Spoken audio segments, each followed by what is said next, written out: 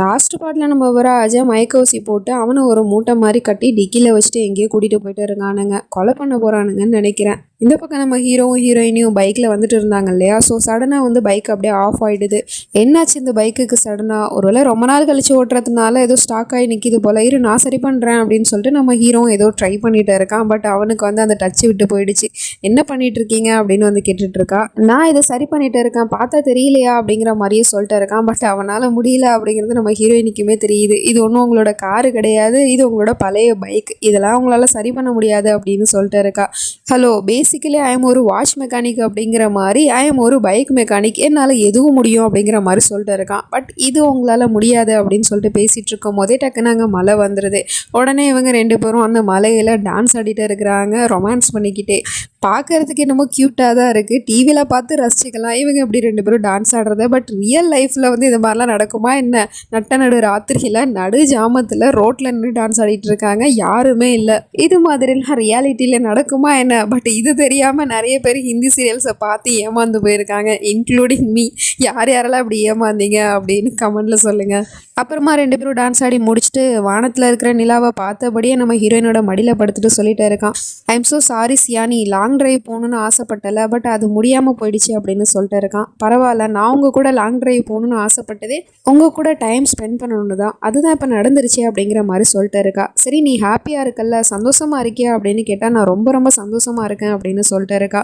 சரி, இன்றைக்கி நம்ம ரெண்டு பேருமே சந்தோஷமாக இருக்கோம், அது ஒரு மெமரபுளான மூமெண்ட்டாக மாற்றி ஆகணும்ல அப்படின்னு சொல்லிட்டு அந்த சேரில் உட்காந்துட்டு இந்த சேரில் வந்து ராகோசியா அப்படின்னு சொல்லிட்டு ரெண்டு பேரோட நேம் எழுதி வச்சுட்டு இருக்கான்.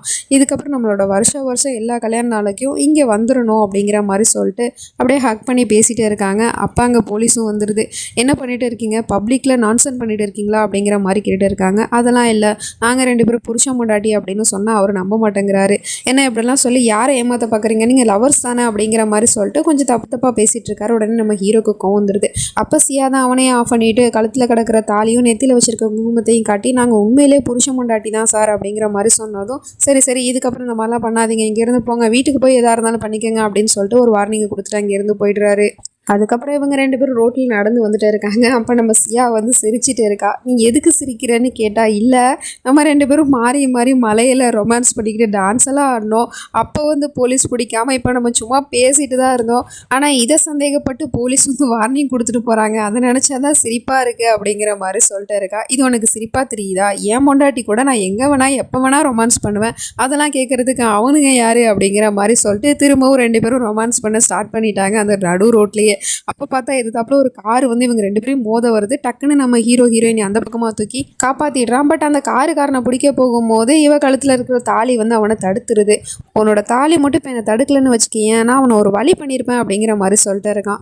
சரி விடுங்க போகட்டும் அப்படிங்கிற மாதிரி சொல்லிட்டு இருக்கா. பட் அந்த காரில் தான் நம்ம விராஜை கடத்தி கூட்டிகிட்டு போகிறாங்க அப்படிங்கிறது இவங்க ரெண்டு பேருக்கும் தெரியாது.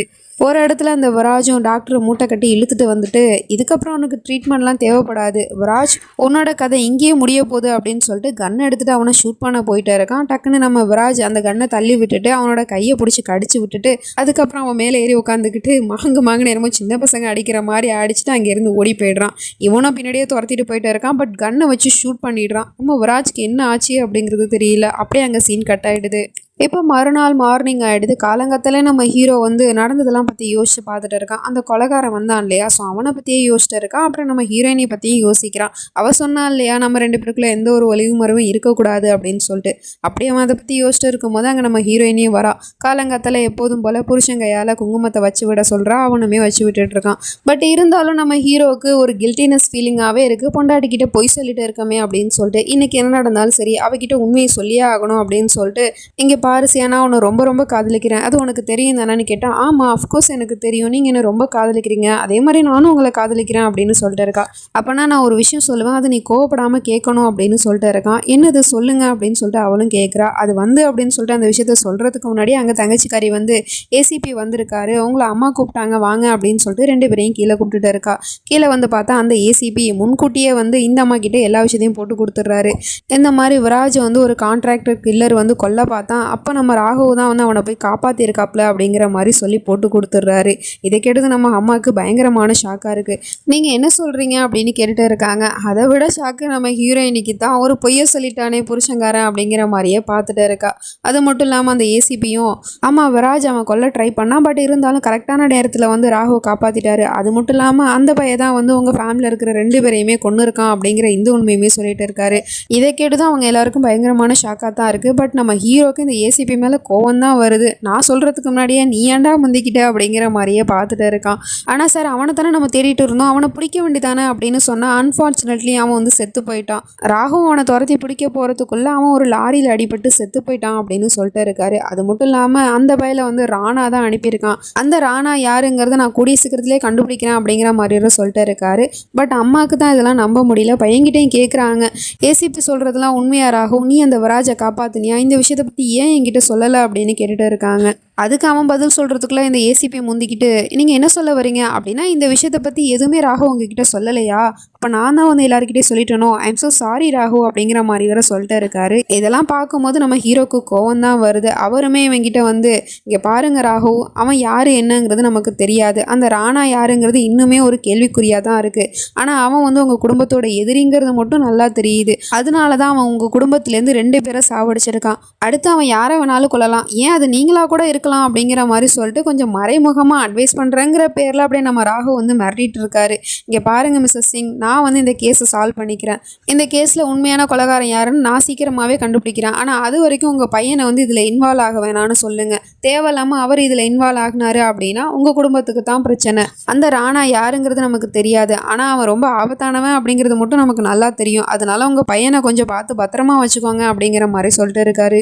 இப்படிலாம் சொன்னால் நம்ம ஹீரோ சும்மா இருப்பானா? அவனுக்கும் கோவம் வந்துடுது. நீங்கள் வருஷக்கணக்காக இதே தானே சொல்லிட்டு இருக்கீங்க, உண்மையான கொலைகாரனை கண்டுபிடிக்கிறேன்னு. ஆனால் இது வரைக்கும் நீங்கள் யாரையும் கண்டுபிடிச்ச மாதிரியே தெரியல. இந்த வீட்டிலேருந்து ஒவ்வொருத்தவங்களா செத்துட்டு இருக்கிறது தான் மிச்சம். இன்னும் எத்தனை பேர் அவன் கொலை பண்ண போகிறான்னு தெரியல. ஆனால் அந்த ராணாவால் இதுக்கப்புறம் என் குடும்பத்தில் இருக்கவங்க யாருக்காவது ஏதாவது ஒரு ஆபத்து வந்துச்சு அப்படின்னா அவனை நான் சும்மாவே விடமாட்டேன் அப்படிங்கிற மாதிரி சொல்லிட்டு இருக்கான். இங்கே பாருங்க ராகு, நான் சொல்கிறத சொல்லிட்டேன், ஆனால் சட்டத்தை அவங்க கையில் எடுத்துப்பீங்க அப்படின்னா நான் உங்கள் மேலே நடவடிக்கை எடுக்க வேண்டியது இருக்கும் அப்படின்னு சொல்லிட்டு அங்கேருந்து போயிடுறாரு. அம்மாவும் பையன்கிட்ட வந்து இவ்வளோ விஷயம் நடந்திருக்குங்கும் போது நீ எதுக்காக யாருக்கிட்டேயுமே எதுவுமே சொல்லாமல் இருந்த, அந்த விராஜை போய் நீ எதுக்காக காப்பாற்றின, அந்த விராஜ் யார் என்னங்கிறது உனக்கு தெரியும் தானே, அவன் நம்ம குடும்பத்துக்கு எவ்வளோ கெட்டது பண்ணியிருக்கான், அப்படி இருக்கும்போது அவனை எதுக்காக நீ காப்பாற்றின அப்படின்னு கேட்டுட்டு இருக்காங்க. அம்மா அவனுக்கு வந்து அந்த ராணாவை தெரிஞ்சிருக்குமா, அவன் மூலியமாக ராணாவை கண்டுபிடிக்க முடியுமா, அதனால தான் நான் அவனை காப்பாற்றினேன் அப்படின்னு சொல்லிட்டு இருக்கான். பட் என்னதான் இருந்தாலும் அந்த ராணா எப்படி நம்மளோட எதிரியாக இருக்கிறானோ அதே மாதிரி தான் விராஜும். நீ அவனோட உயிரை காப்பாற்றணுங்கிறது எந்த ஒரு அவசியமும் கிடையாது. அது மட்டும் இல்லாமல் அந்த ராணாவுக்கும் நம்ம குடும்பத்துக்கும் அப்படி என்ன விரோதம் இருக்குது அப்படிங்கிறது எனக்கு தெரியல. ஆனால் அவன் மட்டும் நம்ம குடும்பத்தில் இருக்கிறவங்கள ஒவ்வொருத்தவங்களா கொண்டுட்டு இருக்கான். அப்படி இருக்கும்போது நீ ஏதாவது அவசரப்பட்டு நம்ம குடும்பத்தில் இருக்கிறவங்களோட இன்னொரு உயிர் போச்சு அப்படின்னா அது நான் பார்த்துட்டு சும்மா இருக்க மாட்டேன் அப்படிங்கிற மாதிரி அம்மா மிரட்டிட்டும் இருக்கிறாங்க. பட் அவங்களோட கவலையும் சொல்லிட்டு இருக்காங்க. ஆனால் நம்ம ஹீரோ அதை புரிஞ்சுக்கிற மாதிரி தெரியல. அங்கேருந்து கோவமாக போயிடுறான். நேராக வந்து அண்ணா அண்ணியோட ஃபோட்டோவை தான் பார்த்துட்டு இருக்கிறான். அண்ணாவையும் கொலை பண்ணிட்டாங்க, அண்ணியையும் கொலை பண்ணிட்டாங்க, ஆனால் அது யாருங்கிறது என்னால் இன்னும் கண்டுபிடிக்க முடியலையே அப்படின்னு சொல்லிட்டு கோவப்பட்டு அவனோட கையை வந்து தூணில் அடிச்சுக்கிட்டு இருக்கான். அவ்வளோ ஒரு கோவம், அவ்வளோ ஒரு வெறுப்பு தெரியுது. அப்போ நம்ம ஹீரோயினே அங்கே வந்து என்ன பண்ணிட்டு இருக்கீங்க ராகு, ஏன் இப்படிலாம் பண்ணிட்டு இருக்கீங்க, வாங்க இங்கே அப்படின்னு சொல்லிட்டு அவனை உட்கார வச்சு மருந்து போட்டுட்டு இருக்கா. இங்கே பாருங்க ராகு, நீங்கள் எதுக்காக தேவையில்லாமல் டென்ஷன் ஆகிட்டு இருக்கீங்க, அதான் போலீஸ் எல்லாத்தையும் பார்த்துக்கிறேன்னு சொல்கிறாங்களே, அப்புறம் எதுக்காக உங்களை நீங்களே காயப்படுத்திட்டு இருக்கீங்க அப்படிங்கிற மாதிரி சொல்லிட்டு இருக்கா. ஆனால் இங்கே பாருசியா, நீ வேணா போலீஸை நம்பலாம், ஆனால் எனக்கு போலீஸ் மேலே கொஞ்சம் கூட நம்பிக்கையே இல்லை. அவங்க இவ்வளோ நாள் ஆச்சு இது வரைக்குமே அந்த ராணா யாருங்கிறத கண்டுபிடிக்கவே இல்லை. ஆனால் எனக்கு இப்போ ஒரு விஷயம் தெரிஞ்சிருக்கு, அந்த விராஜ்க்கும் ராணாவுக்கும் ஏதோ ஒரு சம்மந்தம் இருக்குது அப்படின்னு. அந்த விராஜ் எப்படியோ போயிட்டு போகிறான், அதை பற்றி எனக்கு கவலை இல்லை. ஆனால் அந்த விராஜ் மூலமாக ராணாவை கண்டுபிடிக்கலாம் அப்படின்னு சொல்லிட்டு தான் நான் அவனோட உயிரை காப்பாற்றினேன் அப்படிங்கிற மாதிரி சொல்லிட்டு இருக்கான். பட் என்னதான் இருந்தாலும் ராகு, நீங்கள் என்கிட்ட பொய் சொல்லியிருக்கக்கூடாது, எதுக்காக உண்மையை மறைச்சிங்க அப்படின்னு கேட்டுட்டு இருக்கா. இல்லை சியா, நான் உங்ககிட்ட எதையும் மறைக்கணும்னு நினைக்கல, உண்மையை சொல்கிறதுக்காக தான் நான் உங்ககிட்ட சொல்ல வந்தேன். அதுக்குள்ளே இந்த ஏசிபி வந்து எல்லாரும் முன்னாடியும் உண்மையை சொல்லிட்டாரு. ஆனால் எனக்கு என்னமோ அந்த ஏசிபி மேலே தான் டவுட்டாக இருக்குது. எதுவாக இருந்தாலும் சரி, இதுக்கப்புறம் அந்த ராணாவை என் குடும்பத்துக்கு எதிராக எதுவும் பண்ண விட மாட்டேன். ஒருவேளை அவன் ஏதாவது என் குடும்பத்துக்கு எதிராக பண்ணான் அப்படின்னா அவனை நான் கொல்ல கூட தயங்க மாட்டேன் அப்படிங்கிற மாதிரி சொல்லிட்டு இருக்கான். இவனோட இந்த கோவம் வெறுப்பு எல்லாமே நம்ம ஹீரோயினிக்கு பயத்தை தான் உண்டாக்குது. இதுக்கப்புறம் என்ன நடக்க போகுது அப்படிங்கிறதுலாம் நம்ம நெக்ஸ்ட் பார்ட்டில் பார்த்து தெரிஞ்சுப்போம். அது வரைக்கும் பை ஃப்ரெண்ட்ஸ்.